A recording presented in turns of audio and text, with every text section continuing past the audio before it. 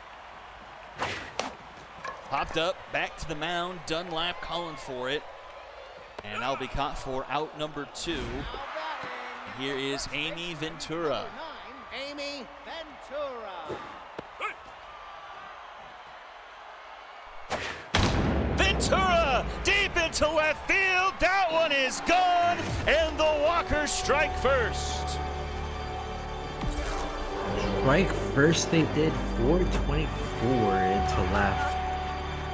As the Walkers take a 2-0 lead. A bomb to start off the scoring. And here is Bowen Neva, who did everything he could have in that game against the Sonics, and even started things off the right direction in the game against the Dragons, but then the pitching unraveled that game in a hurry. He'll ground out to end the inning, but 2-0 as we head to the top of the second. Sacred Wasman and Hefty Kelly due up for Area 51. Emilio Sacred. Ground ball, Nava picks it up, throw to first in time, one away. Now batting, the catcher, number 55, Zane Wasman. Zane Wasman, the catcher, up to the plate. That one's hit foul, 0-2.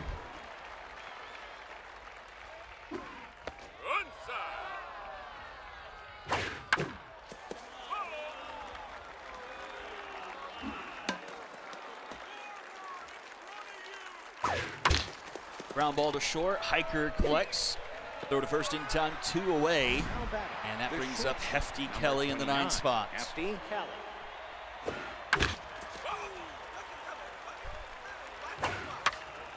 Fouls off the first couple pitches. K neglector again on Chewy Steele. Swing and a miss. 3 up, 3 down. We go bottom of the second. Lynch, Jordan, and Evelyn Woodward due up for the Walkers. Designated hitter, number 27, Agnes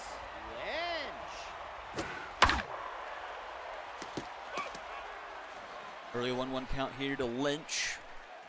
Also had a bomb in that game against the Sonics. She laces one right center. Buffum's just enough speed to catch up to that for out number 1. Here's Jocelyn Jordan. She takes first pitch strike. And a swing and miss there, 0-2. Whiffer activates. Oh, and strike 3 called. That will bring up Evelyn Woodward. Evelyn Woodward. You know, interestingly enough, just take a look at the Area 51 roster. This is actually the last pitcher you'd want to be starting, but I guess since they were in tank mode, they had set this pitcher as their number 1. Yeah, they had kind of readjusted during the second half to have Mulberry Hiker. a couple pitchers who they had stashed away in their bullpen be starters, and they just ended up, you know, finishing the season winning like 5 out of 7, I think. Popped up to the catcher, and we go to the top of the third. Still 2-0 ball game here. Number 9. It's the top of the order due up for Area 51.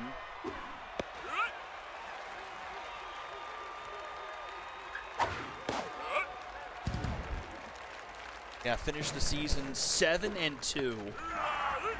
As Shuey still gets a strikeout to start off the top of the third. Number It's a 22, Turner Lloyd. Turner Lloyd.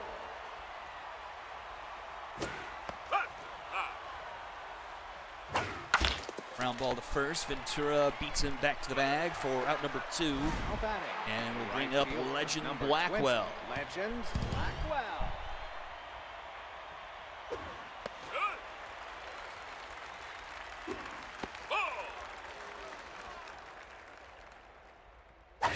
Ball's up. 2-1. Into left field, giving chase, but Judd Fringe can't catch up to it. Bounces off the wall, and that's going to be a double for Legend Blackwell. Judd Fringe gotta at least make a dive attempt on that, because now look at that, you got Omaro Chero, RBI hero with pretty much 99 everything, aside from speed. Just gets a bit too much under this one, and will fly out to the left to French for out number 3. And we'll head bottom of the third, top of the Walkers order due up.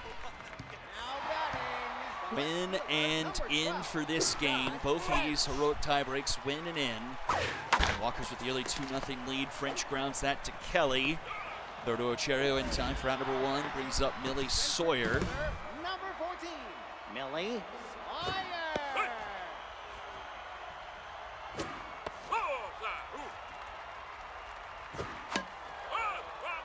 1-2 to Sawyer.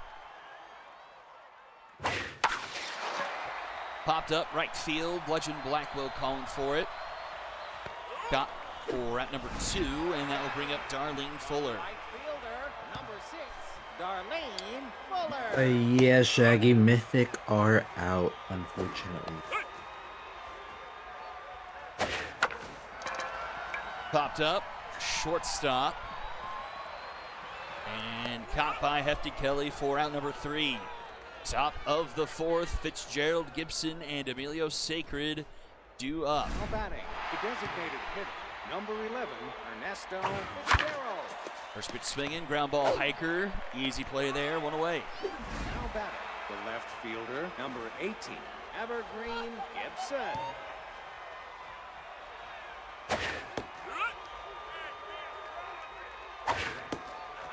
1-1 to Evergreen Gibson.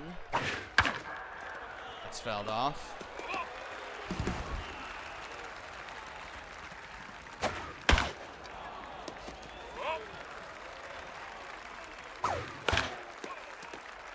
One, 2. Skied into center field. Millie Sawyer calling for it. And that'll be caught for out number 2. Now batting, the third Here baseman, is number Emilio 6, Sacred. Emilio Sacred.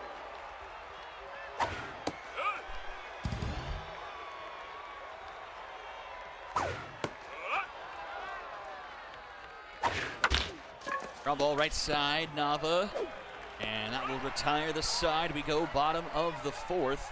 Ventura, Nava, and Agnes Lynch due up for the Walkers, holding on to a 2-0 lead.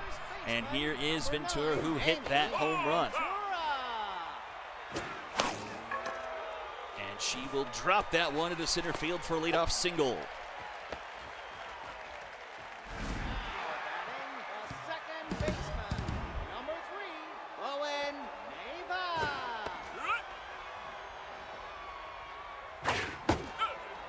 Swing and miss, 0-2 for Neva. Ball inside.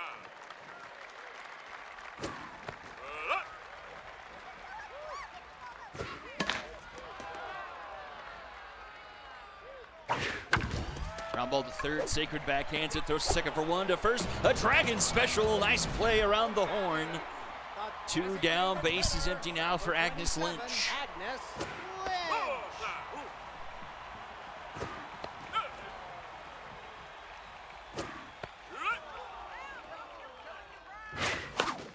Popped up in front of home plate, and Wasman will make the grab for round number 3. We head to the top of the 5th. A pitching duel so far. It's Wasman, Kelly, and Buffums due up for the 51s. Number 55, Zane Wasman.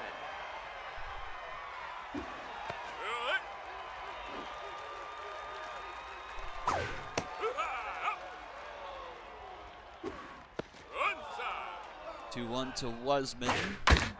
Up the middle, Nava gets to it. Double clutches and throws to Ventura in time for round number 1. Hefty Kelly to the plate. As Chewy Steele has made his way to locked in. Just 3 hits and a walk given up so far here through 4 and a third. Pitch count's looking pretty good as well, just at 55 now. That gets fouled off, 1 and 2.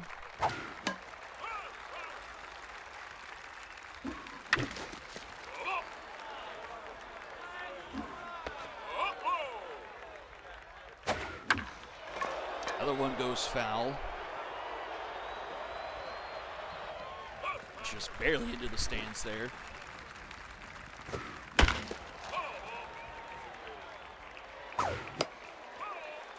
FT Kellen staying alive here. 6 foul balls. Make that 7. Making Chewy Steele work for it. Upstairs, full count.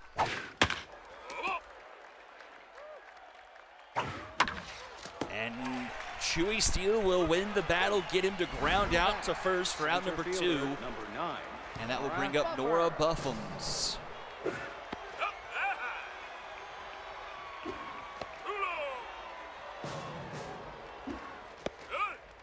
2-1 to Buffums. In there for a strike, 2-2. Kane Neglector again for steal. Ripped foul. Full count. Into center field. That's going to get down for a base hit in front of Sawyer. 51s will bring the tying run to the plate in Turner Lloyd. 22, Turner Lloyd.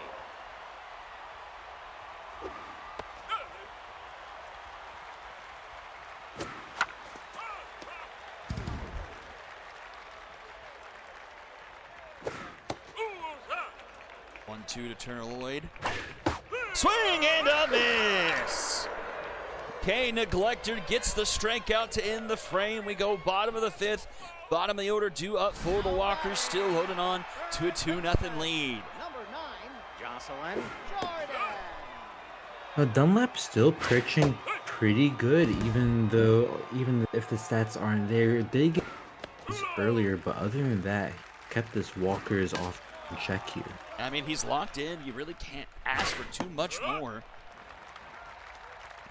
Because he's only a 172 pitcher, so. Does give up a leadoff walk there to Jocelyn Jordan. Catcher, number 9, Evelyn Woodward.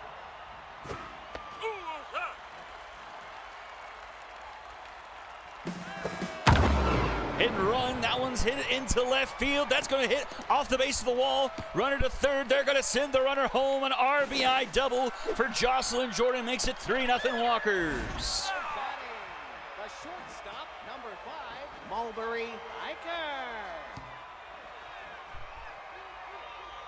Iker. And Dunlap no longer locked in.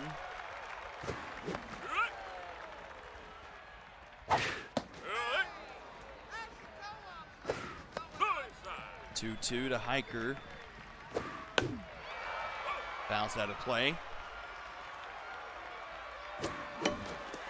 Ground ball, Lloyd throws to first for out number 1. Runner will move to third. And they're 90 feet away here for Judd French at the top of the order. Judd French. French first pitch swinging, fouls it off.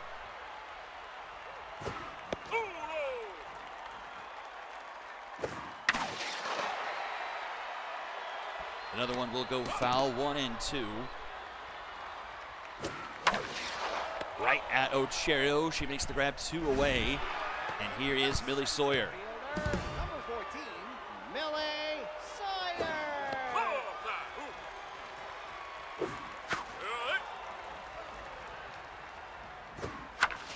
Ground ball short. Hefty Kelly makes a diving stop. The throw in time. Nice play at short to keep the extra run off the board. But it is 3-0 now, headed top 6 for Blackwell, Ocherio, and Fitzgerald due up for Area 51. Blackwell. Chewy Steele on the bump, 77 pitches to start off the top of the 6th here. Has been locked in for a while, so that does help. 2-1 here to Blackwell. Inside 3-1. Full count now. K Neglector back again. Down the line, it's a fair ball over the third base bag. And that will be a leadoff single for Blackwell at Area 51. Now batting, the first baseman, number 15, Amora Ocherio. Cherio up again with the runner in front of her, but RBI hero not on this time at least.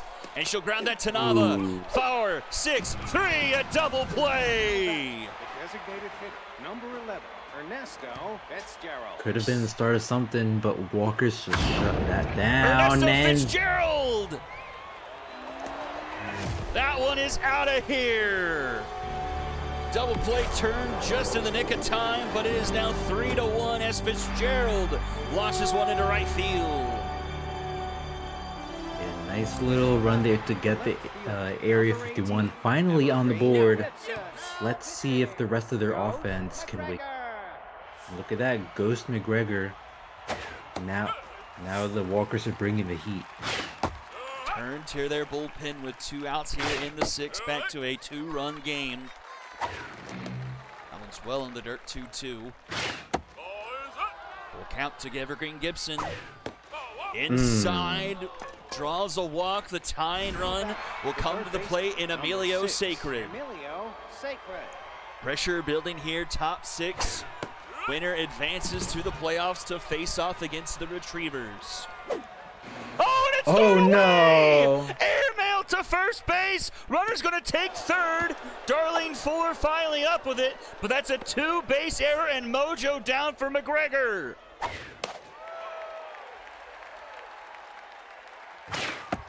inside. 1-2 the count to Sacred.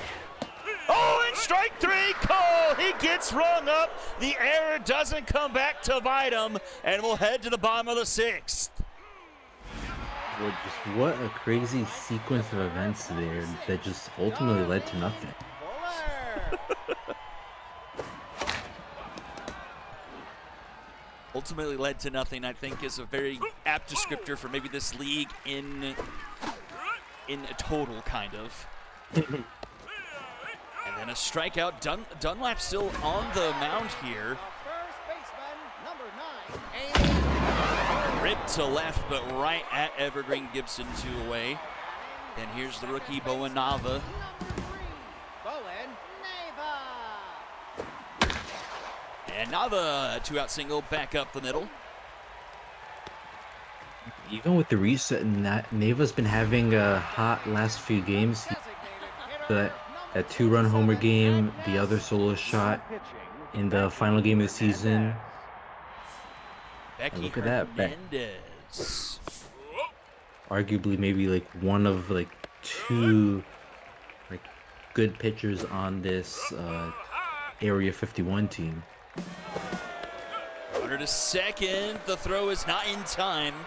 Pandora making a crazy observation that the Skulls get an extra lottery pick from the Mythic missing. That's who, yeah, no one probably saw that one coming. A strikeout to end the inning. We go top 7, 3-1. Zane was And I believe this is bottom of the order, 8-9, 1-2 up for Area 51. McGregor still tense after the bad pickoff attempt.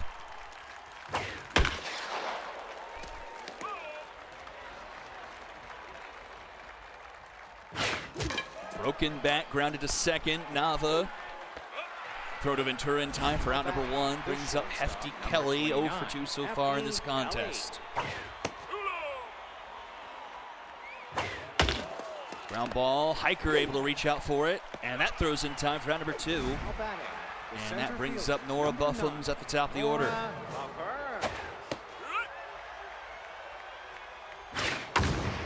This one into left, deep, but not quite deep enough as French on the warning track makes the grab. 3 up, 3 down. We head bottom of the 7th. Jordan, Woodward, and Hiker, the bottom of the Walkers order, due up. Both teams with 6 hits so far through this contest, but the Walkers leading 3-1 here. Grounded back to the mound, Hernandez fields his position cleanly, and in time to Ochorio for out number 1. Number 9, Evelyn Woodward.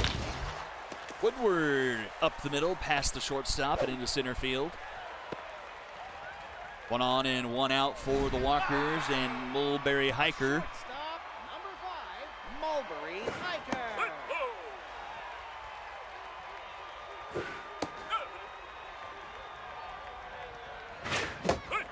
Swing and a miss, 1-2.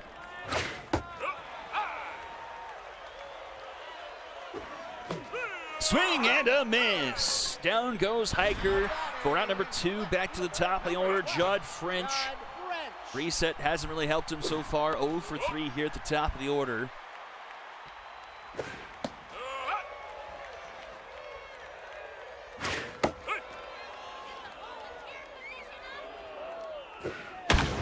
Rocketed in the left field. That's hanging up there.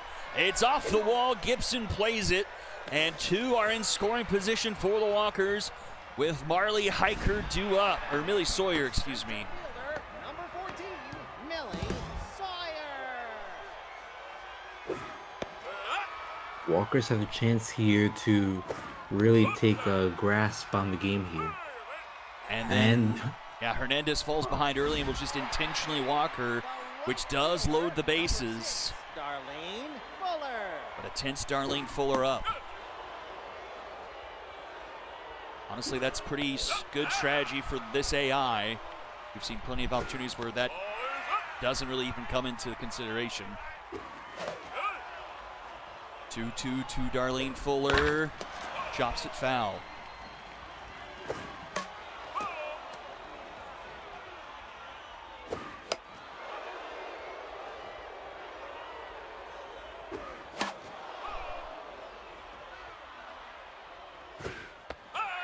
Upstairs, a full count. Runners will be going.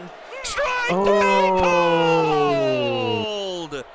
Caught looking with the bases loaded. We go to the 8th. Still 3-1. You can't check swing at that. The slider was going into the zone.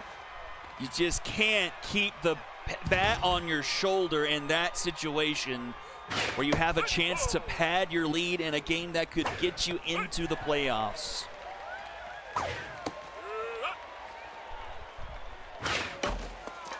Ground ball to second. Nava will make the play for out number 1. Here's legend Blackwell, a 2 for 3 day. Ghost McGregor has made it back to neutral, getting over the error he made on the failed pickoff attempt, and Blackwell goes up the middle.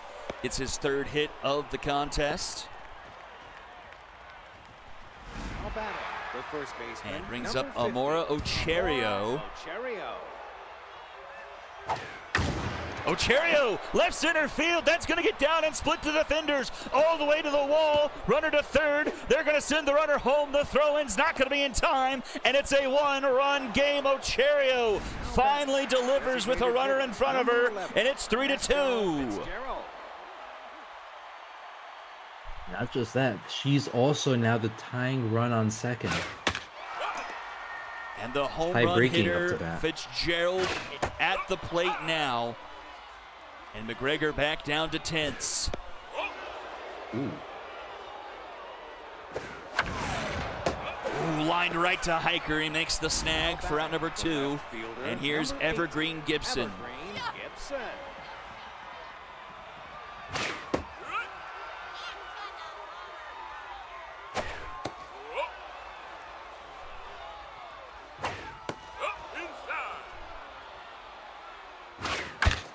Ground ball to Nava. He picks it up, throw to first in time for out number 3. Area 51 makes it a 1-run game going bottom of the 8th. Walker's looking for insurance. 4, 5, 6 due up in their order. Ventura, 2 for 3 days. She has a home run under her belt as well. 2 of the 3 runs in from her. Back to the pitcher, Hernandez. Fields to first in time for out number 1.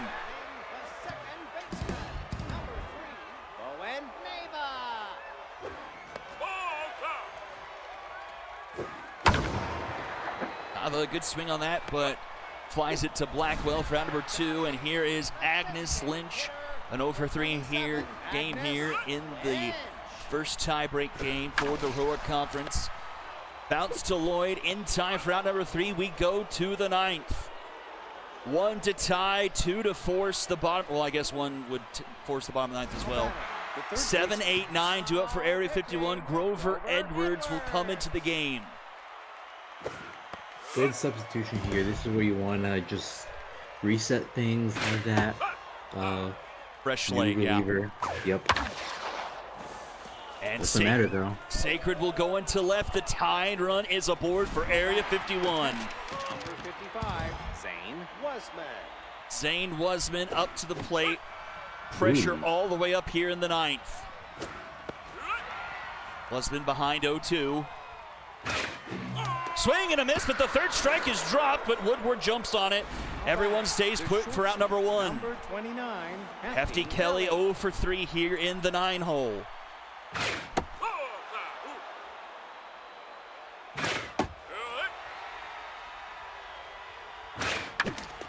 Fouled off 1 and 2. Fouled off again. Swing and a miss, 2 away. the center fielder. All up Number to 9, Nora Buffums at the top of the order. Walker's 1 out away from Danson.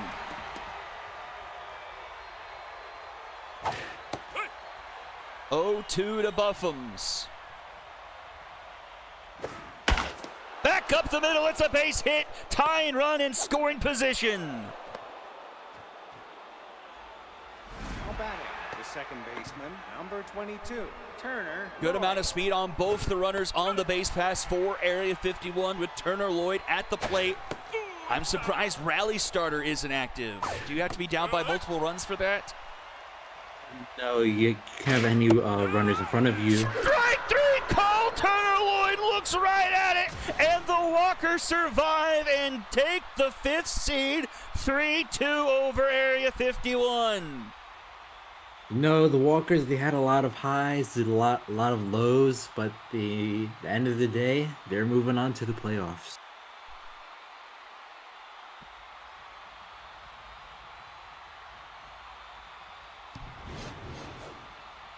Oh, trailing, nobody on base. Oh, that's tough. Yep. Area 51 out-hit the Walkers 10-8, but lose 3-2. The 2-run home run by Ventura. Then Evelyn Woodward bringing home the other run. She went 3 for 3 at the bottom of the order. 5 of the 8 hits from the Walkers are Woodward and Ventura here. 10 hits from Area 51. Legend Blackwell goes 3 for 4.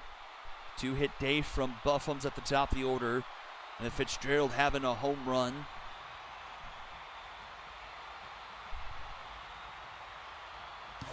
Pitching wise, loss will go to Dunlap. All 3 earned to him. Hernandez shuts things down, but it was too little too late. Chewy Steele goes 5 2/3, only 1 earned, gets the win. Save goes to Grover Edwards. And your MVPs are Amy Ventura, Evelyn Woodward, and Ernesto Fitzgerald. So 3 to the final. Walkers will advance and take on the Retrievers. And now Area 51 will play host to the Sonics for game number 2 of the tiebreak. And that winner will face the Dragons. One more game. One more game for the postseason. Here are the Sonics. Yes, I really should have sent a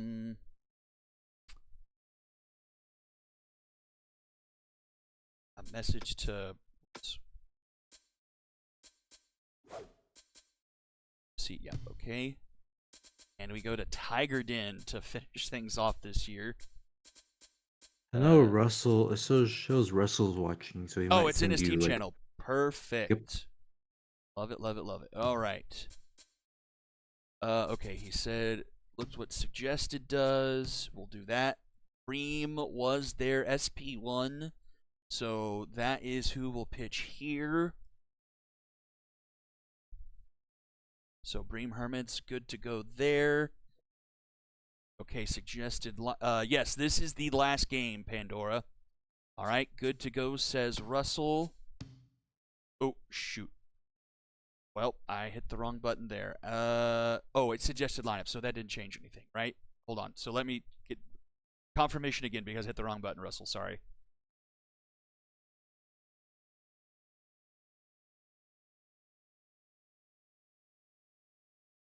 Okay, it's good. Okay, and Herman there, so we're fine there. We need to go to SP2 now for Area 51, which is Cecilia Bridges. And then we'll suggest lineup here, and I need to re-put her in here. Where'd she go? Cecilia Bridges, SP2, is suggested lineup. All right, we are good to go. Final game of the Season 12 regular season. Sonics versus Area 51 for a chance at the playoffs. Let me... This... Here we go. And winner here will also be taking on their division rival in the Oh, yeah, Dragons. good point. Yeah, they will. Baseball time.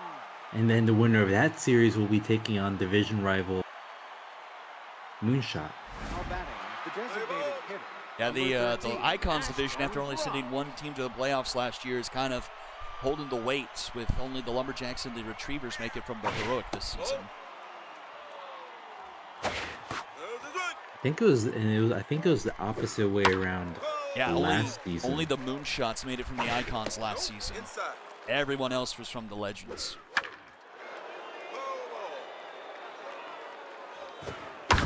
So Sonics coming back to the scene of the crime from earlier in the week, where Area 51 beat the Sonics 10-5. So trying to redeem from that earlier loss and make it to the postseason for the first time since season 10.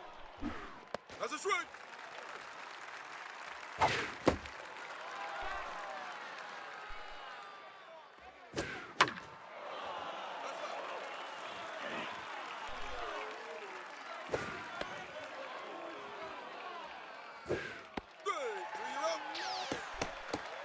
And Albie's caught swim for the second out of the inning, setting up Beckett Burnell.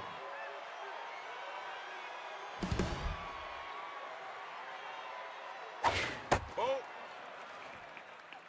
Outside. See if Burnell can still have some of that magic in him that Ooh. he ran through a lot of the second half. Good start there.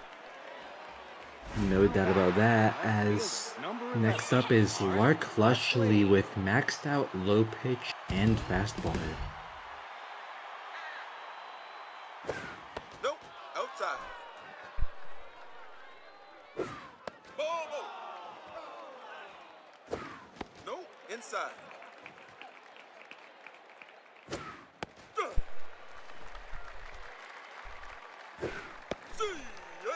Full count now, runner's gonna go. Nope. Ball four. And the walk is taken.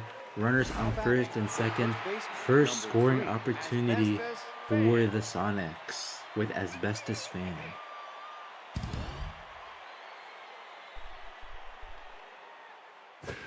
Nope. Outside.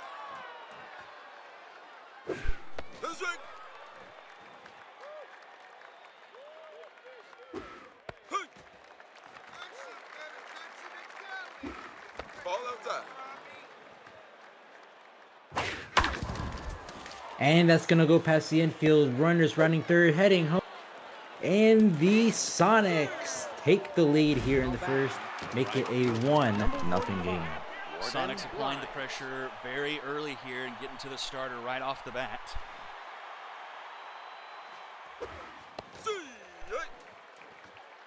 Honestly, a gutsy send. I mean, that wasn't hit hard in the center field Ball either. inside.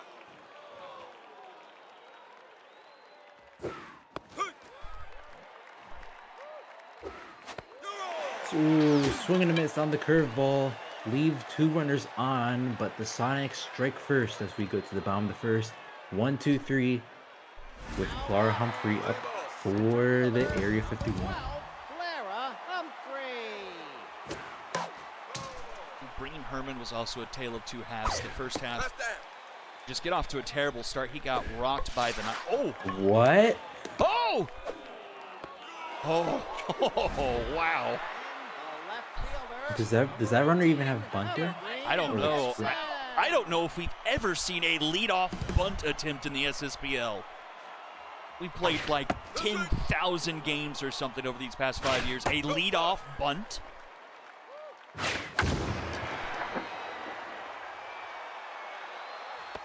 And that will be caught by Grimes for the second out of the inning, but yeah, leadoff bunt, that's, you know, just when you think you've seen it all. Yeah, exactly. Whatever you think you've seen it all from this game, you get a brand new.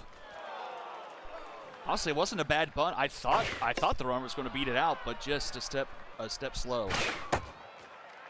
If the only reason I can see that even be anywhere acceptable is if that runner had bunter, or they were like a 90+ speed and the lefty. What's the one? Base rounder is the one where you, like on the base pass. What's the one where you run out of the box faster? I forget which one that Sprinter. is. Sprinter. Now, if they had sprinter and bunt, then that might be a bunting machine, as that's going to be the third out to end the inning. We go to the top of the second with the bottom of the order, 7-8-9, up for the Sonic. Number 28, Luis Cray. He's Cray up to bat. Hits it right to Moody for the first out of the inning. Elise Hinton up. Not a lot of power or speed, but she does have some nice contact on her bat.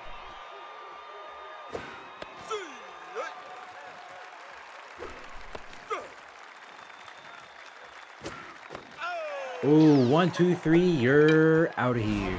Swing and miss, strikeout. Sets up Dom Hazelbean. First pitch Slayer and bunter.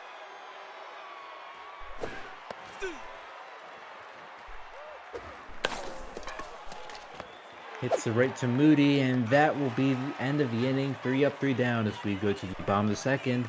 4, 5, 6 up for Area 51. Now batting, the first baseman, number 15, Amora Ocherio. Key here for the Sonics is to not let Ocherio have any runners in scoring position, as she's going to get a hit here for a leadoff single. Yeah, I think that was the only runs Area 51 really scored apart from the home run that Fitzgerald had. I mean, even, well, it does help that reverse splits on Bream Herman, but even with his power, like, anything could go out of here.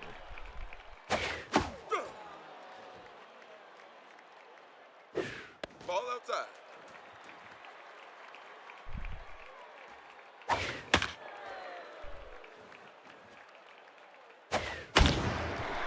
And that reverse blitz doesn't... Oh, I guess I called it too early. No, I kind of agreed with you. It kind of hooked to the right, and the right fielder was able to get the angle on it. False alarm as Emilio Sacred will come up to bat.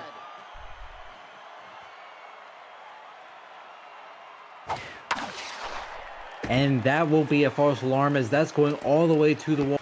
Runners on second and third, 1 out, tying run 90 feet away. Sets up Bingo Moody.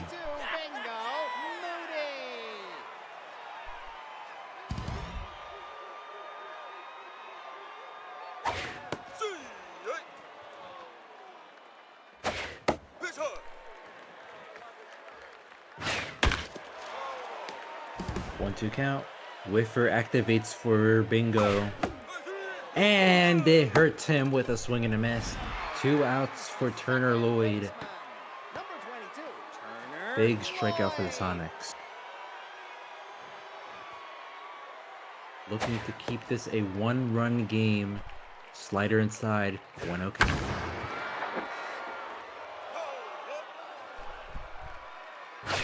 Ball not outside. Nope, outside. Check swings at the curveball, 3-1 now. Full count, runners on second and third, and that's going to be a walk to load the... Brings up Zane Wasman. Not allowed power or contact in that bat. With reverse splits working against him, hits the right fan, and Area 51 leave the bases stranded as we go to the top of the third. 1, 2, 3 up for the Sonics. Designated hitter, number 13, Ashton Brock. Really clutch time to have reverse splits there. That really helped against a already kind of lower hitter in Wasman. Definitely. Ball.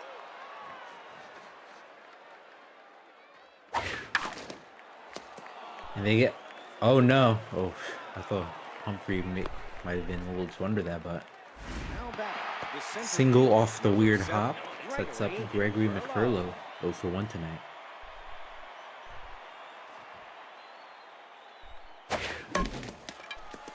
Soft grounder to Lloyd. Throws to Moody, but the throw is not in time for a double second play. baseman, number 26. Brings up the star of this offense, Beckett Bernal. 1 for 1 with the... Ball.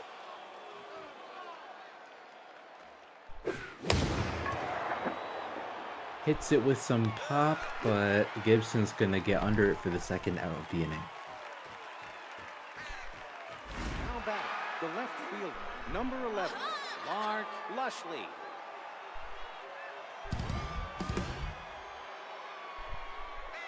Hey! Ball.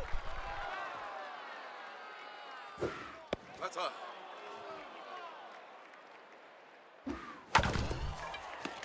Grounder right to Lloyd, throws the first for the third out of the inning. So we go to the bottom of the third. Top of the order, 1, 2, and 3. And let's see who. Okay, so there we go. Humphrey had bunter and 99 speed. Okay, so the decision to bunt. Honestly, I really Adds up. like it. Like, I kind of wish that happened a little bit more because, like, when you have a good amount of speed and you have that trait and you're in the right-handed batter's box, Ball like, not outside. I feel like if you can get a good one down, you're going to reach more times than not. Nope. Inside. Hits it softly. Hinton with the dive. Throws the first, and the arm is just not on time. That speed really making all the difference there.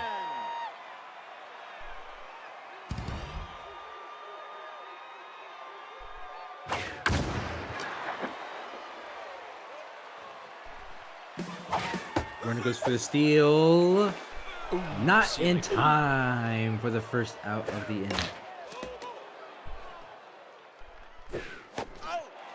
And swing and a miss outside, so in one fell swoop, the Area 51 are down to 2 outs. Legend Blackwell.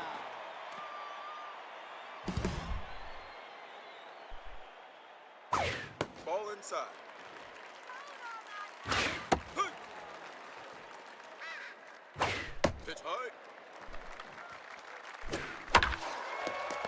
Grounder right to Bernal, and that will end the inning as we go to the top of the fourth. 5, 6, 7 up for the Sonics. Now batting, the first baseman, number 3, Asbestos Fan.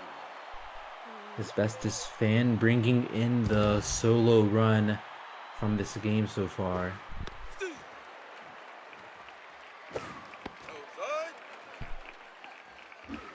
There's his right.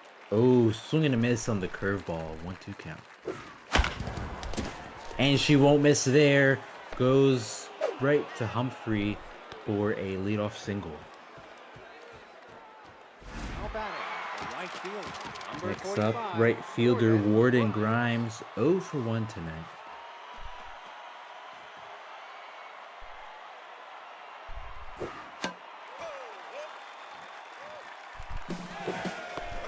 Runner goes for the steal, and that will be caught also.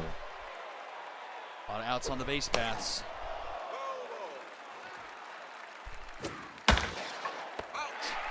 Now be the second out of the inning. Sets up Luis Cray. Luis Cray.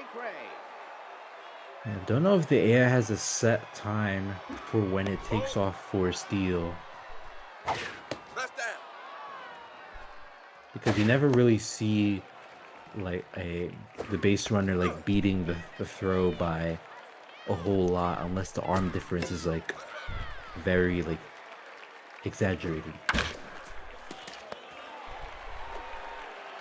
But that will end the inning as we go now to the bottom of the fourth inning. Ochero, Fitzgerald, and Sacred. Save the pitching duels to these last couple of games. They used up the run budget. Caught by McFurlow for the first out of the inning. You know, you'd think, like, out of all the stadiums here tonight, you know, that Tiger Den would have been the one where you'd see a shootout, but Yeah, and Golden So Field far. too. That's right. 1, 2, 3 swings and misses.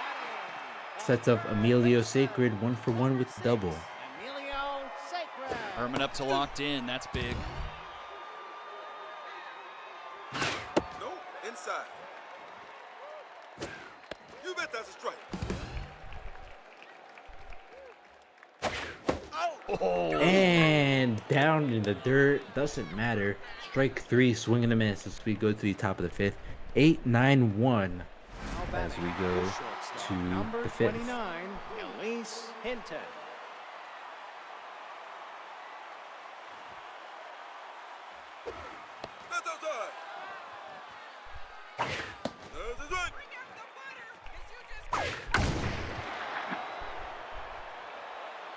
Hits it right to Humphrey for the first out of the inning. Dom Hazeldean up 0 for 1 tonight.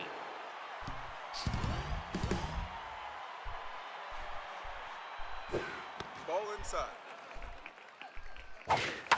The Sonics really need to figure out the starter here, because if you're going to hit someone, you'd really like to hit her instead of Becky Hernandez coming out of the bullpen.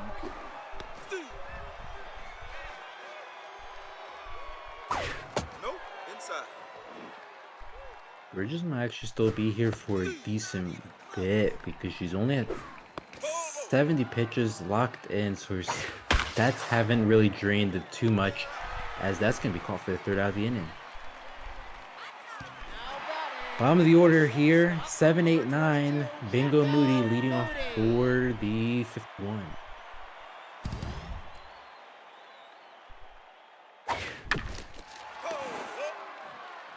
Bream Herman locked in on the mound, throwing 4 innings of work, giving up 3 hits, a walk, and 5 strikeouts.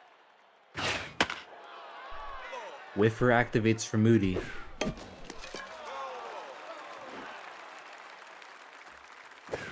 Nope, that's outside. Hud. Full count. Over.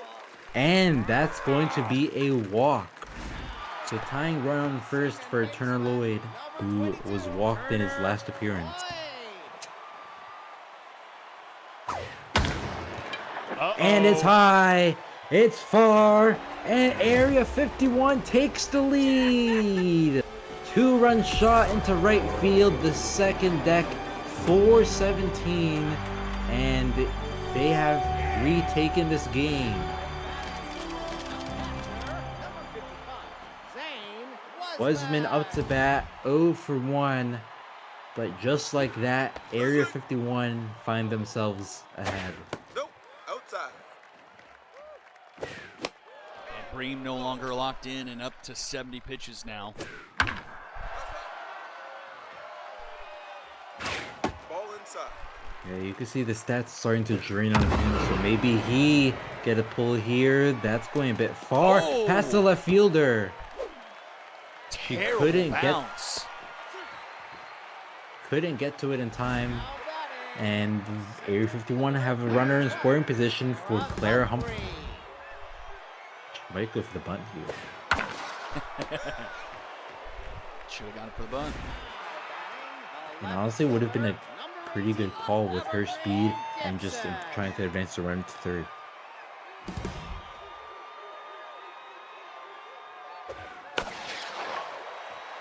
Pops into left field, but that will be caught by Lushley for the second out of the inning. Sets up Legend Blackwell 0 for 2 tonight.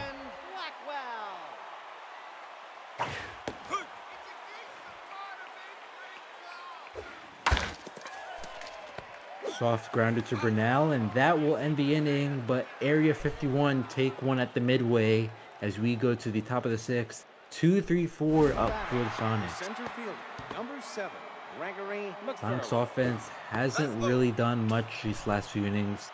They need to wake up here and get some damage here on Bridget. There's a start. Every great rally began with a hit, as the tying runs on first sets up the one and only Beckett Bernal. Your 1 for 2 MVP tonight. of the season. Uh-oh. And just as you called out, that Becky Hernandez just lurking in the bullpen. It is a bit early though, so if they can get to her early or run up her pitch count. Although if all the bad pitches are starting first, that means all the good pitches are in the pen. That's that. Yeah, I can't remember if Hernandez is one they flip-flopped or not. I don't think it was, but I don't remember for certain. I think Hernandez was always a long reliever. I think you're right, but I'm not 100% certain. Runner goes for the steal, and it pays off, bounces off the wall. Gibson makes a nice grab though. and so tying run on second, or no, third. Nobody out for Lark Lushley. Great time for the hit and run to get the runner 90 feet away. Oh, And the runner goes for the steal. The bunt! Oh my gosh! 2 bunts in the same game! The first baseman. And this time it actually works.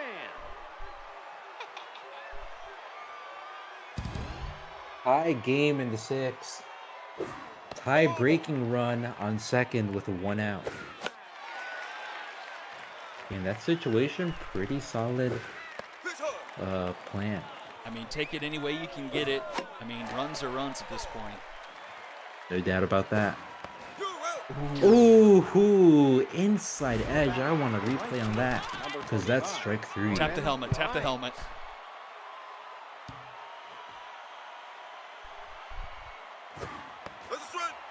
Oh, that's Another a strike one. 2. Hernandez just really hitting that lower outside corner. Gets the inside high corner. When that's a ball? What in the world? What is the zone right now? If we had the outline, it might be a little easier to tell.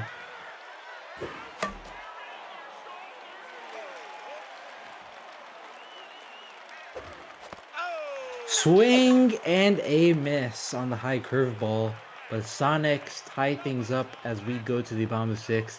Heart of the order for the area 51, 4, 5, and 6. Leading off is Omara, Orchero. And what I think really will be, I think they got like 15, 20 pitches on Hernandez, so every little bit helps. I mean, these run relievers can typically go about 50 plus, so, I mean, but something is better than nothing.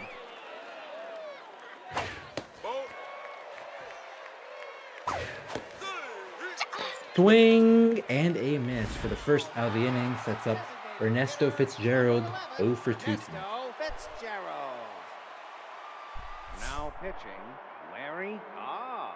Larry Cobb taking over for Bream. So both long relievers now in.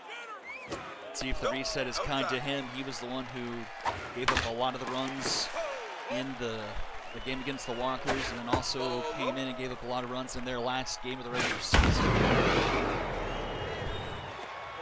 That's the long single.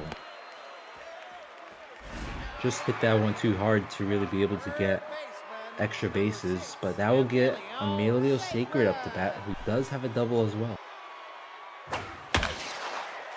And he gets a hit here, first pitch. Now runner in scoring position. Cobb needs to be calm on the mound here with Bingo Moody up to bat. Going against the bottom of the order, got to take advantage. Try to pitch aggressively to Moody here, get the whipper activated. Ooh, that corner, getting it there again. Whipper activates. Uh-oh. Catcher drops the ball. Runners were thinking about it, but Cray gets enough speed to keep them in bay. Soft hit right to Fan, runs it to first for the second out of the inning. Tie breaking run on third with 2 outs to Turner Lloyd. Turner Lloyd hit the 2-run shot earlier. Earned you earlier, do you intentionally walk him? Especially with Zane Wasman right behind him. Doesn't matter though, Hinton throws to first, and that was the inning. Area 51 unable to take advantage as we go to the top of the 7th. Bottom of the order, 7, 8, 9. Number 28, Luis Cray. Go, go.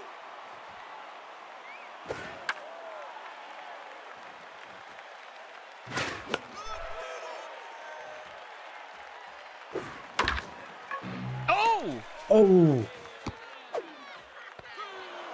Never seen that one. The shortstop, number What a weird 29, hop. Wow. Luis Hinton. Because it looks like it bounced off the mound right to Hernandez, but then she bobbled it. Just completely rolled off her glove, it looked like. And Vale Dean is coming in to pinch hit, getting that right-handed pitcher attribute going. And that's going to be something to note because at least Hinton is one of their better defenders.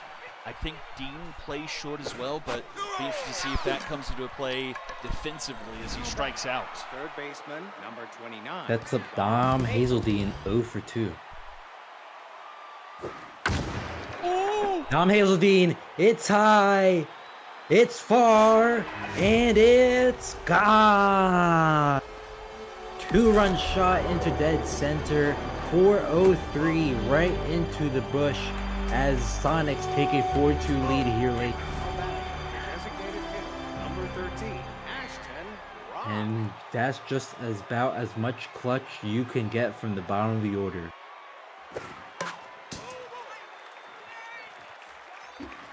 The 8th pick of the second round back in season 11 comes in huge for his team. Now batting, the center fielder, number 7, Gregory McFurlow.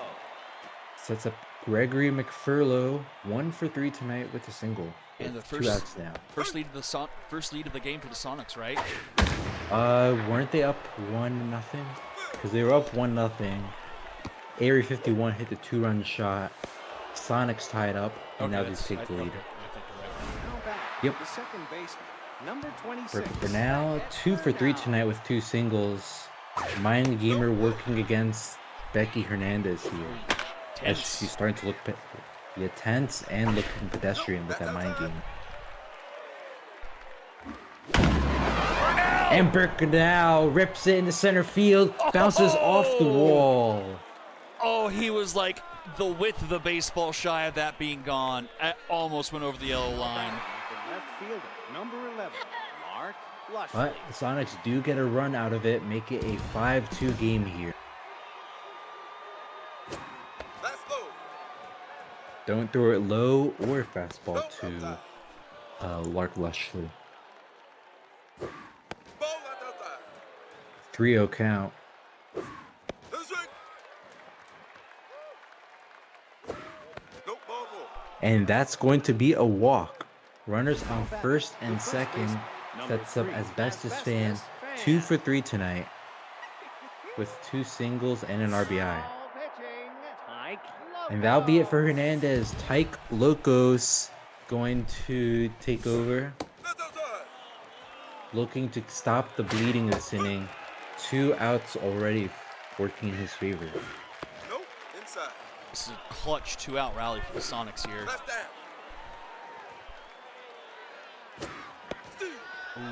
Full count. Runner's gonna go. K Collector activates the pitch.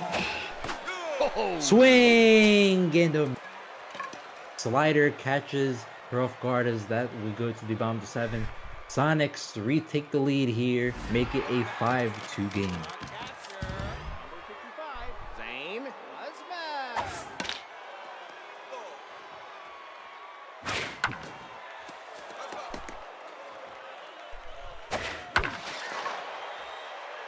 Pops into right field, caught by Grimes for the first out of the inning. That's Setting a up pitch. Clara. Number 12, Clara Humphrey. No. Inside. No. Low.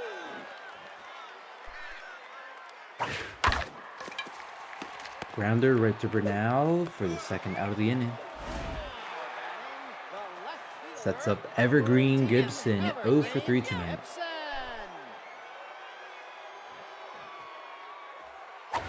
This way.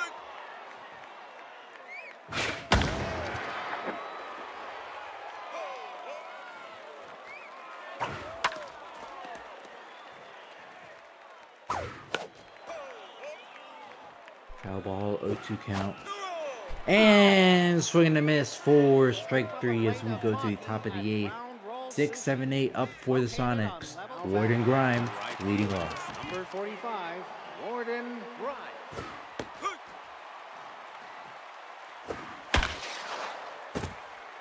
Hits it into left for a leadoff single. Now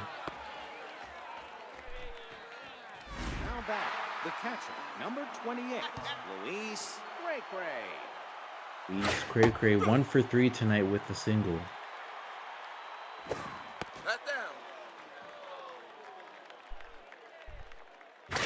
Nope. Outside.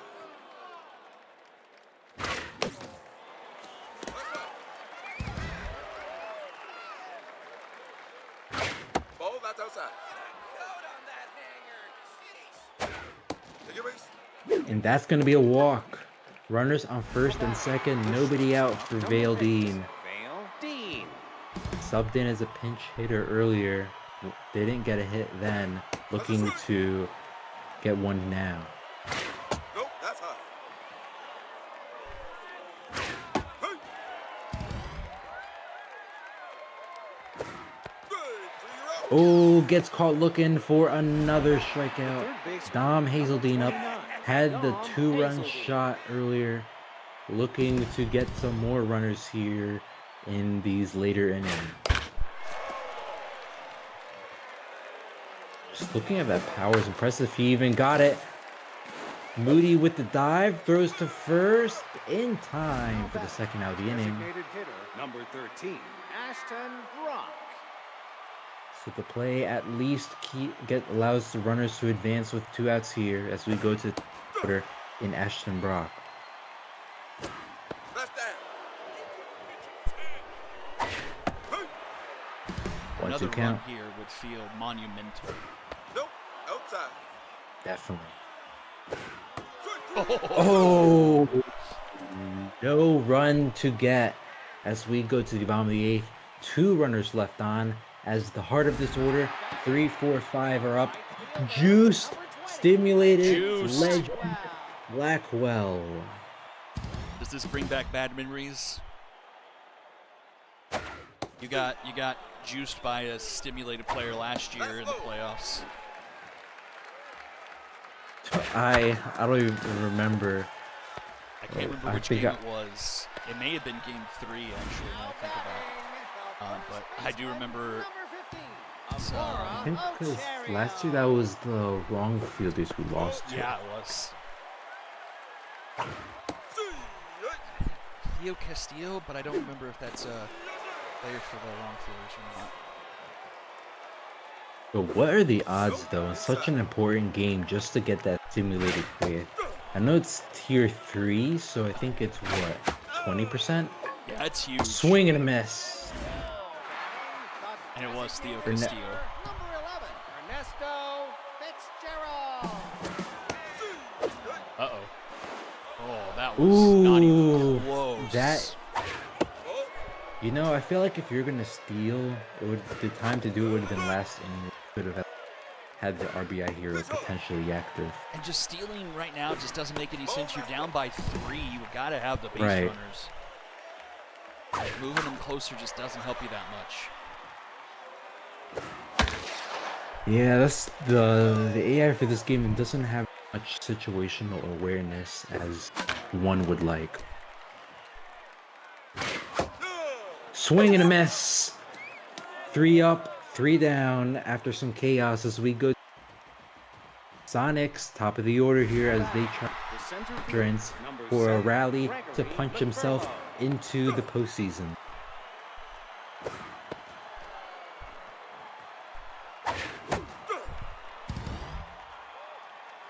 K collector active for Loco. That's inside. Swing and they miss. Nasty low kick, a changeup for Beckett Bernal. 3 for 4 tonight. I think that could have been a screwball. Changeup or screwball, couldn't tell.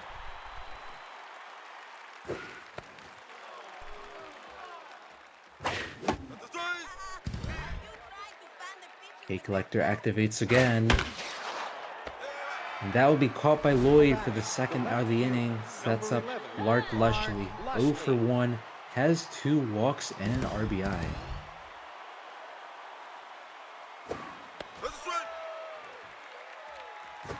Nope, outside. And she rips it as that's a low pitch. So runner on first, 2 outs. Brings up Now batting, the first baseman, Asbestos number Fan. 3, 2 for 4 tonight. Asbestos Fan. Loco stats fading here.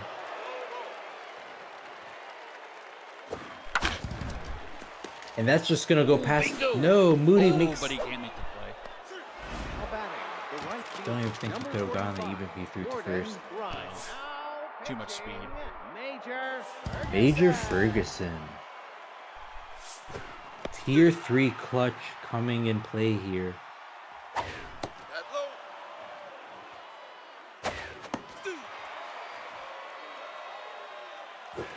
Oh, that's inside.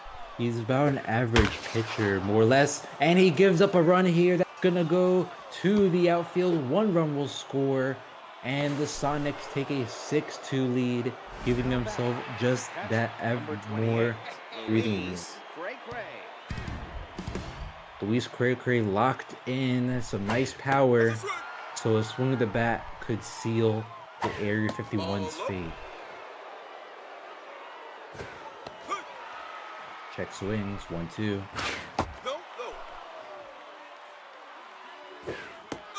Oh!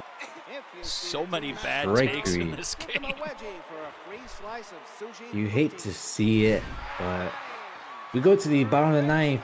Area 51 need 4 to keep them alive, 5 to punch their ticket for another game.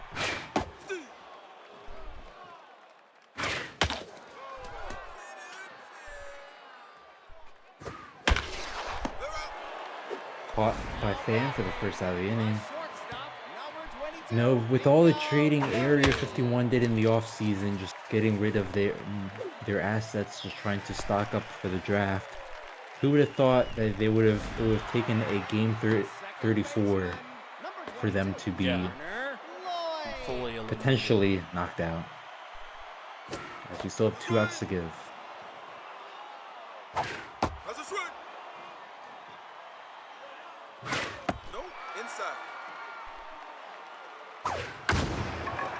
Oof, foul ball, They're still fighting at very least. no doubt.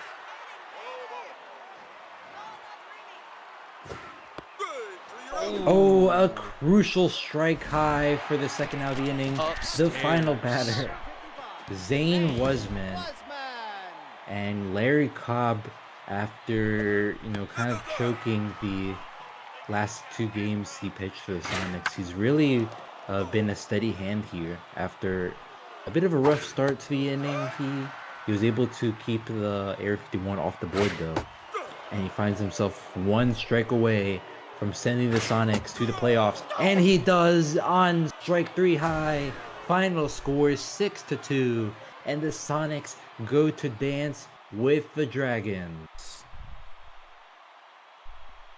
Congratulations, after missing last year, finally fight their way into the playoffs. Will this be the Sonics' first? They made it in season 10.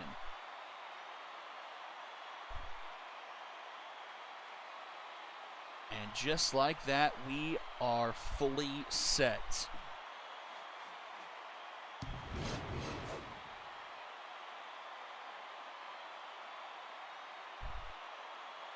GG Season 12. Are we gonna look at the? I know there's some stuff you wanted to take a look at here. I didn't think about it. We can first jump back into the season. We didn't look at the final top 10 people, and didn't look at all like the final stat leaders and stuff. So let's go check that out. Then we'll make players, and then we'll do lottery. Yep. Players Nice way to end the season. 11 strikeouts for both teams. So then we need over here, updating the bracket. Sonics in the 6th seed. Very For gets the win. For the lottery, we'll be able to see in reverse order from whatever number it is at the end to first, right? Yes. Yeah, I'll switch to displaying my screen or my desktop whenever we get to that point. And your MVPs, Turner Lloyd from Nuggets top. What? Dom Hazeldine and Larry Cobb. Yeah, Larry Cobb definitely deserved that. Pitched almost 4 innings there. Only gave up 4 hits, 5 strikeouts. So Area 51 jumps ahead of the Mythic odds-wise. So let me put that in there. Do this. Do that. Update this. So this is Area 51. This is Mythic. Okay, I do this. So I think Area 51, they have 3 first-round picks, I don't remember in this draft how many they have. I think or it might have been 2. So they have their own, and they have the Quack. So that's 2 first-rounders, 2 first-rounders, 2 second-rounders, and 3 third-rounders. So Rosie they definitely Reese have. and Alberto Carr finish at the top of the top 10 board. Rosie Reese just giving up 1 earned run in the second half. Alberto Carr just having the best stint of his career. Have Beckett Burnell, who lit things up. A couple of stingers. Tim Ruiz, another rookie who could have his hat in the ring. Then Greg Sanchez for your Lumberjacks. A couple of Dragons, the 1-2 punch I was talking in the top of the rotation for the Dragons, both with sub-2 ERAs. Marley Hiker rounding off the 10th spot. Not bad for the number 4 starter. Let's see, batting-wise, so Burnell takes the batting average title by almost 100 points over Mulberry Sasso. Alberto Carr, 10 home runs. Then you had 3 players with 9. Ding Hale, Tim Ruiz, and then Quai Huber right behind. Then Alberto Carr with 26 ribbies. So Alberto Carr missed the Triple Crown by, crazy to say, but 120 batting average points. That's kind of crazy. Huber right behind him with 23 ribbies. Tony Hardcore, the rookie for the Liberty, really came on in the second half as well. He has 22 ribbies. I think he had about 5 or 6 home runs, so some good numbers from him. On base, Burnell, slugging and slugging. Alberto Carr was slugging. On base plus slugging is Burnell. Yeah, they're still M and S to me, Kawashi. That just makes the most sense. Burnell with hits 35, Fowler Henson, Alberto Carr, then Marcos Cervantes, J.R. Prince just outside of 30. Alberto Carr with extra base hits with Burnell. Seems like it's just them back to back. Malachi Morales striking out 28 times here in the second half. Was striking out 23 times.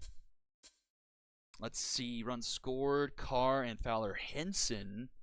To see that Kent swiped 8 bases, while Nelly Barker got caught 4 times.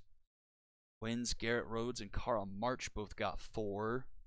Earlier, Rosie Reese and Greg Sanchez both finished with an under 1 ERA. Larry Cobb had 4 saves, but did blow a couple others, if I remember. Elliot Duncan finishes high in the best in WHIP at .71. Jose Quinto with a 169 opponent batting average, followed by Greg Sanchez.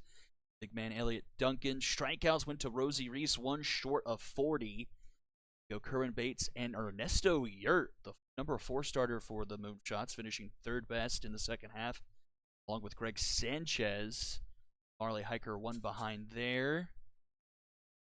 Strikeouts per 9. Box Bentley, a few walks. Strikeouts a lot. Kerwin Bates and Teal Pacheco. Okay. That takes care of the top 10. So now let's go. Customization. Season 12 done. Edit league. All right. So we do 5. Is it 5 or 6 teams? Do you remember? I want someone probably could speak on that more in the chat. I feel like it's 6. Can't remember. If I have Well, them here still. 1, 2, 3, 4. Oh, it is 6 teams. Okay. So 6 teams. Okay, done. Edit league. How? Okay.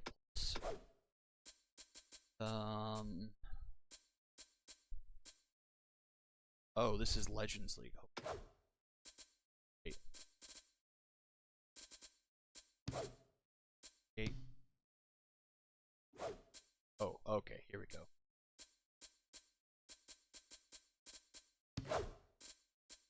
All this.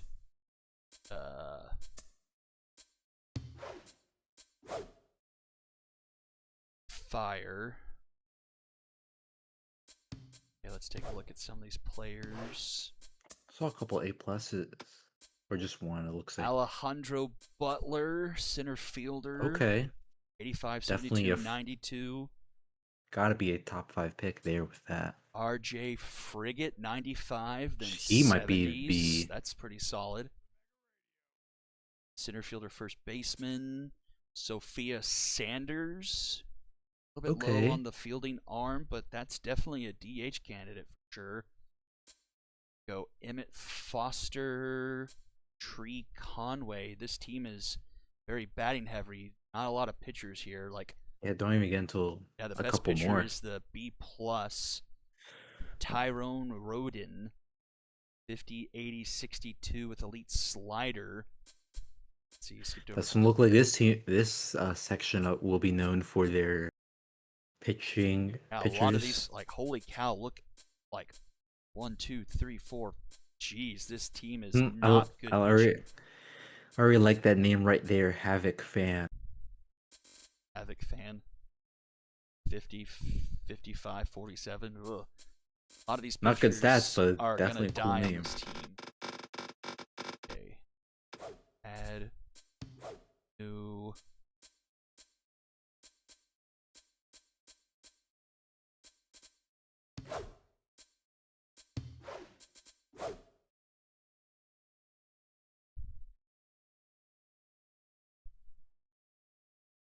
Ah. Caps lock. Earth. Okay, See look who at the they got. roster. A minus Not as Rusty Mueller, another center fielder. 84, 54, 57, 97. Rally starter sprinter. okay. Solid. Julian Shelton, 55, 53, but really good defensively. And look at that utility trait as well. Utility for and he's infield outfield. That's going to be really interesting on how this guy's valued. The bat isn't great. Defense is superb. Utility, you could throw him anywhere. Also stimulated, so that's going to be interesting. Trip Garrett's pretty solid throughout. A little weak on the arm, but I feel like that could even be moved to a middle infielder. That's a first baseman, so you don't even worry. Ahmed Nichols, again, pitching. Best pitcher on here is a Winston Reyes. Winston Reyes. Elite Kickoff slider. elite slider. 47, 63, How about that closer? 59. Which one? Oh, this guy? Just one blow. Rex Oh, nothing. Liguino? Linguino? I don't know how to say that. About a 180-ish pitcher. 57, Just 54, eyeballing numbers. 81. Does have good fielding. Let's see if there's any. Saw that. See any like two ways. Some two elite fastballs. Let's see, are these again pitching kind of towards the bottom? Bad SPRPs. Yeah. Wow, this is kind of rough. B minus Caro Klein. 60, 55, 57. So far, not great results for a pitching class. So far, it's looking like if you're looking for batters, you're feeling good. If you're looking for pitchers, well, That's annoying. let's see. Kind of. Oh, here. Bird. The cow. The Buzzwings. The wind.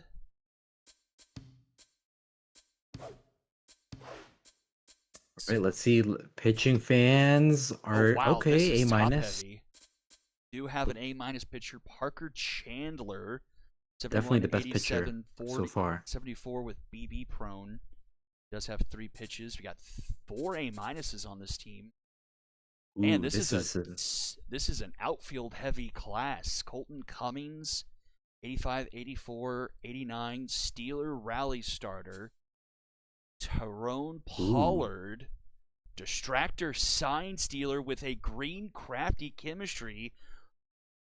Dang, that's a huge one there. looks like someone lining up with one of those tier 3 crafty teams. Yeah, for sure.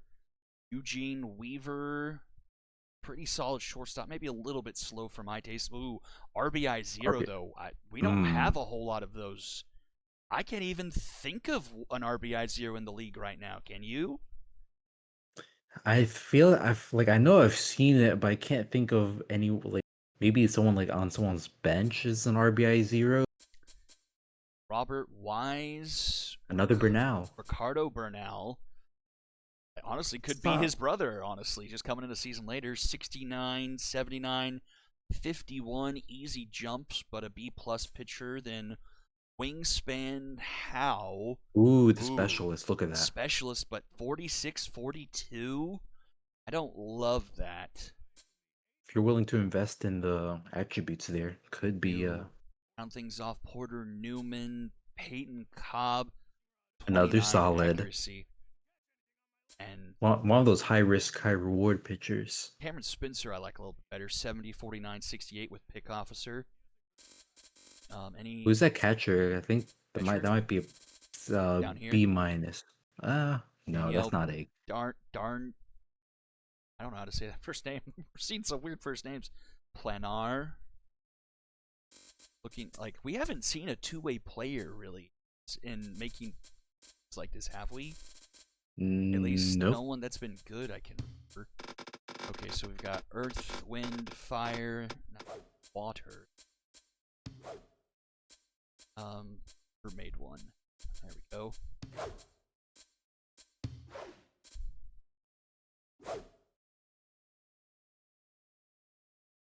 Water. Let's see. So we had two hitting dominance. We had at least one good pitcher. Let's see if we can have a pitching heavy team here. And still no S-tier players. Only one that's ever been generated was big man for the High Rollers. This team looks a little bit more balanced. Oh, here's some pitching. And only Villegas. All right, we found so far maybe our first pitcher off the Yeah, board. that could be the first pitcher. 75, 82, 77, 3 pitches. That's really good. Elite curveball. Another back to back. Remus Ooh, Briggs, reverse splits. A Look at lefty that. reverse splitter. 92, 58, 63. That's pretty solid. Then you go Derek Mullen, 86, 70. Again, another slow shortstop, but man, that fielding and arm is really good. Put him at third. Yeah, that'd be. Oh yeah, and that's even a secondary.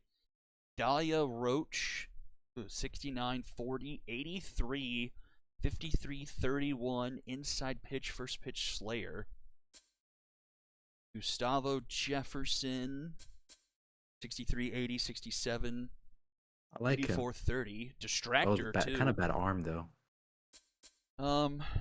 He could be like first base or something, especially with Distractor. True. Jagger Ocean. Jagger Ocean. 76, okay, look at that arm. 99 arm. Utility as well. That's interesting. Off-speed hitter.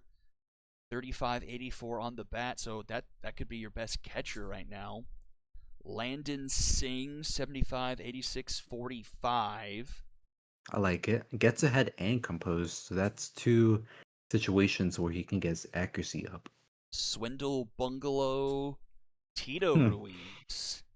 92, 57, 31, 76. Wade McShadles. Some of these names, man. So it's got some funny names. You got Saul Frown, a couple down. What Frown? Saul Frown Saul in the pen. Frown. You got Tremendous Anderson. Splits. Wow, mostly Wild positive Thing, on Wild this team. Thing. Tough Out, Little Hack. That's a pretty nice one too. Distractor down here to B minus. Okay, still. Okay. That's 4 teams. So we 4 need teams. 2 more. So I guess this could be avatars. I guess I don't know. Let's kind of go further down here. Let's see. Did air.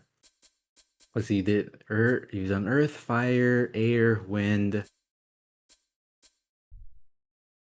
Okay, just death. Fire. Yeah, just call him death. death. I think You that's don't even- perfect. Well, I saw Cultist said light dark, and I'm like, okay, that makes sense. And there's death. I'm like, okay, sold. There you go. Okay. Ooh, Ooh, Charley Smacks. Again, another outfielder with first base outfielder. Lefty bat, 78, 89, 72, 51, 76. Nice, well-rounded back. Nothing to hate there, really. Oh, Wild thrower. That's a bit tough. But man, 92, 63, 93. Salvador Mitchell. Good, well-rounded pitcher. That's a 220-ish player. Yeah, that's 2, 6, 210. 18, Yeah, 224. 220. Yeah. Lefty pitcher, but no traits. But still, I mean, I think that's probably I mean, third, 224, fourth best that's pitcher we've seen just by numbers alone, I think. that can be many teams like third, fourth best pitcher, if Italy not even more. Thunderer, 61, 50, 68, 90 shortstop. Ivy Rico, it's kind of a fun player. 75, 56, 73, 84. Only 31 arm, though, in center field. That would be tough. Power versus lefties fastball hitter. Butters Bozak, 76, 42, but a lefty hitter. 64, 85, stimulated. Alkiel Randolph, that's another pretty solid pitcher. 80, 70, 59 with 91 fielding. Ali Samplemore, another utility player with big hack. That's a bit low. Ooh, that's interesting. Specialist elite forkball, but that's on a junk pitch, which is only 25. Ooh, but that is a bad draw. He's only got 2 pitches, and the one he's elite on is the one he's got very little attributes for. Do we have an elite forkball in the league? We're seeing some new things, I think, with this pool so far. Brandon Knight, a pretty good catcher in Lola Luncaster. 56 fielding, but an 86 arm. Pastel center cut. See some of those traits on the right. Oh yeah, sure. Let's just see if there's anything interesting. Traits, stimulated. A Ace specialist. Exterminator. Oh wait, no, but that's. Wow, look at this! Holy cow! All on one team. Reverse splits, reverse splits, reverse splits specialist. That's kind of crazy. All right, one last team to create. Let's go all the way. Anything with life. Because we need death. We need something that's inspiring. Positive. Death. I guess I already passed the L's where the forbidden line.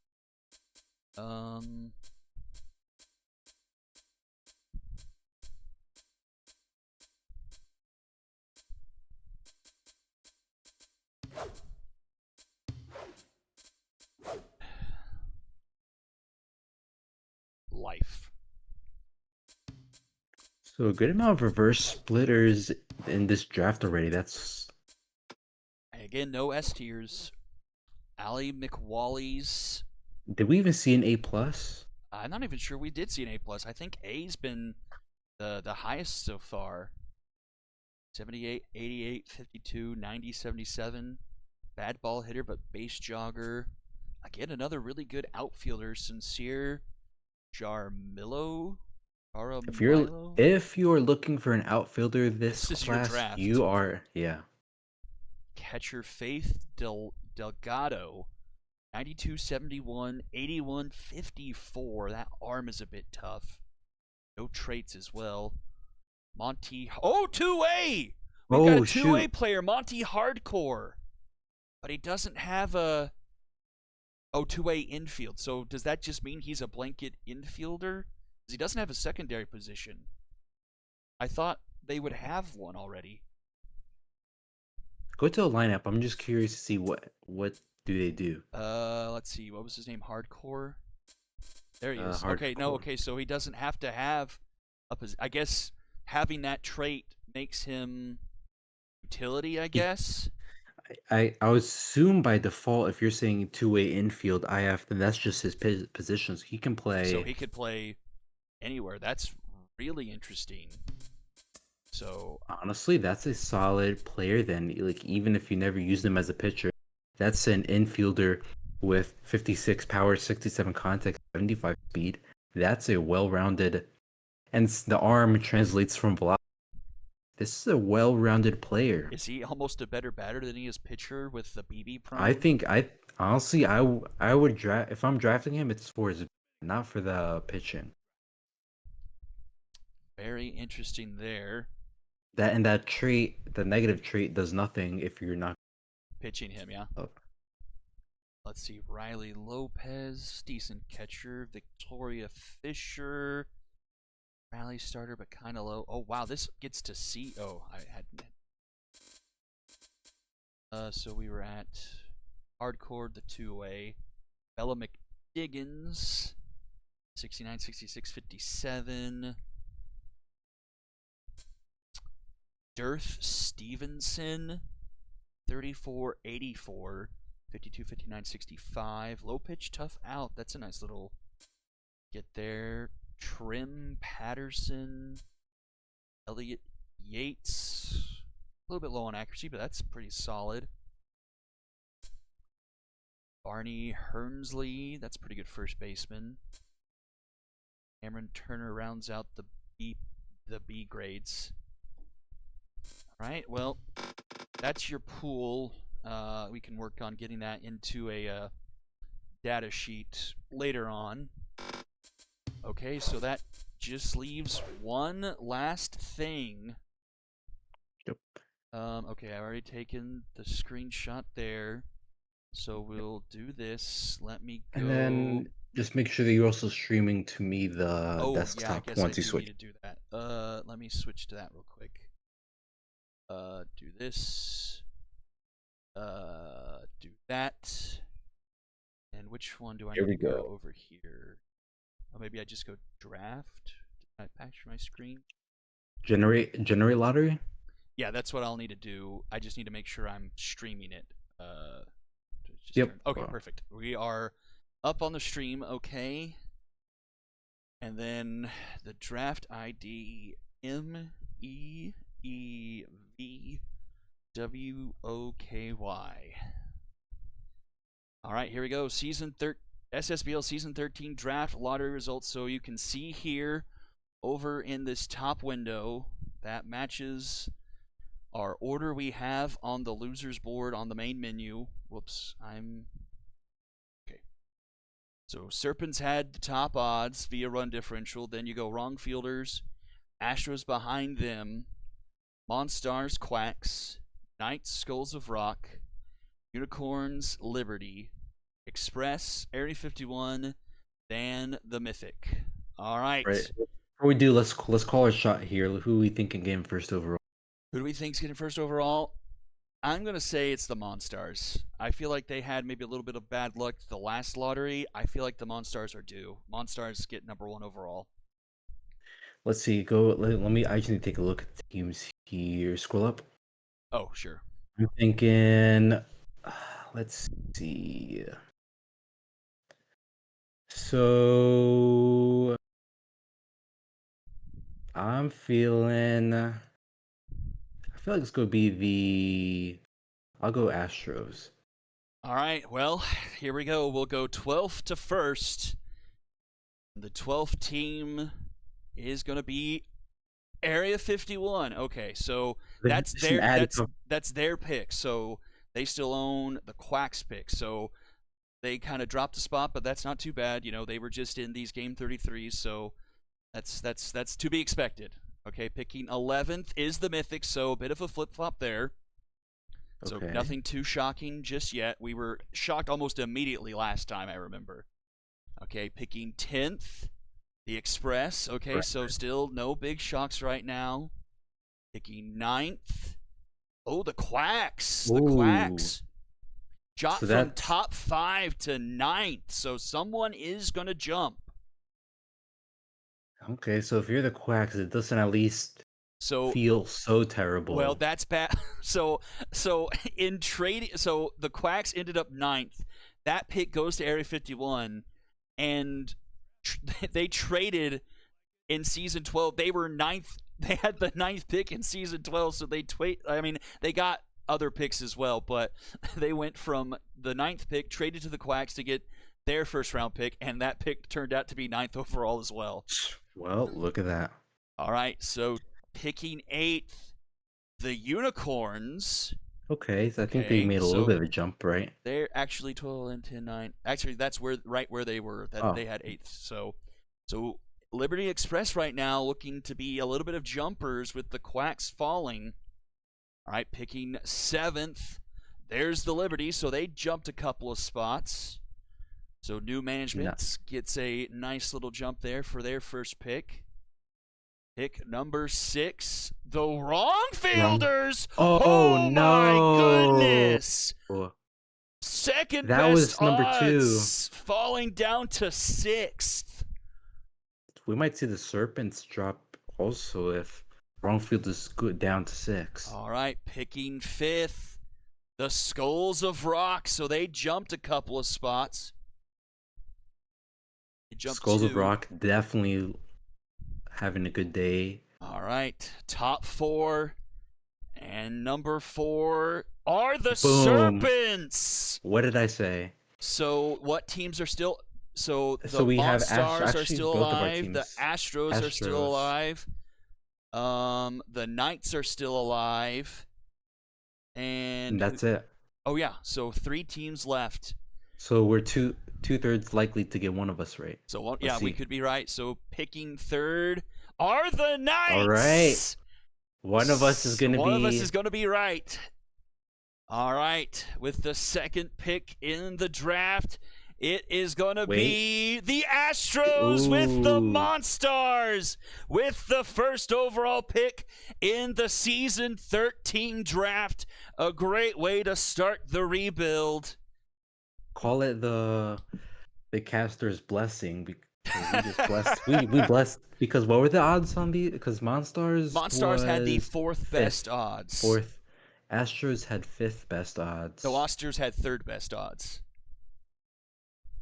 So Monstars had 11% at first. So 3rd and 4th. Yeah, so Monstars and Astros both jumping up a couple of spots. Who was the biggest faller? I guess it was the Quacks. They ended up dropping from 5th to 9th, so they dropped 4 spots.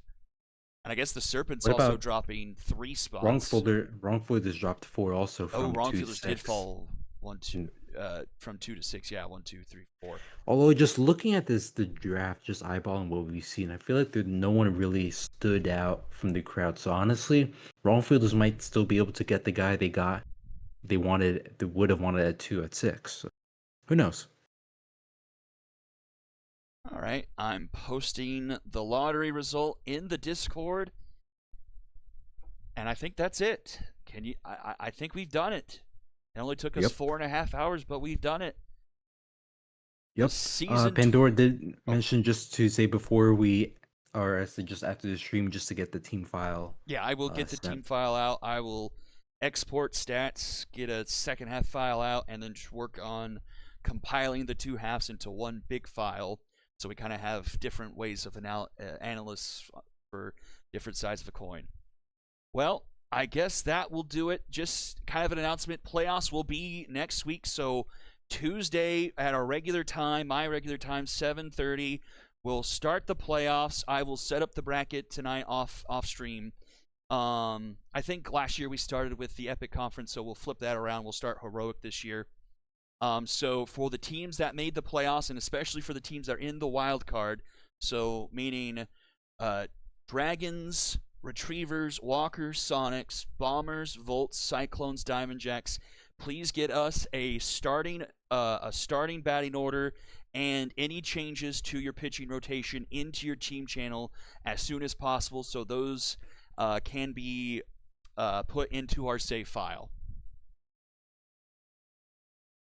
But Hummus, I can't thank you enough for helping me stream this season. You definitely helped me out quite a bit throughout the year and been a big help getting this season moving along. I think we did it pretty quickly. I think we're right at 5 months. I think we went pretty much above, a little bit above our original pace, because I think originally the season was going to end, I think, from now.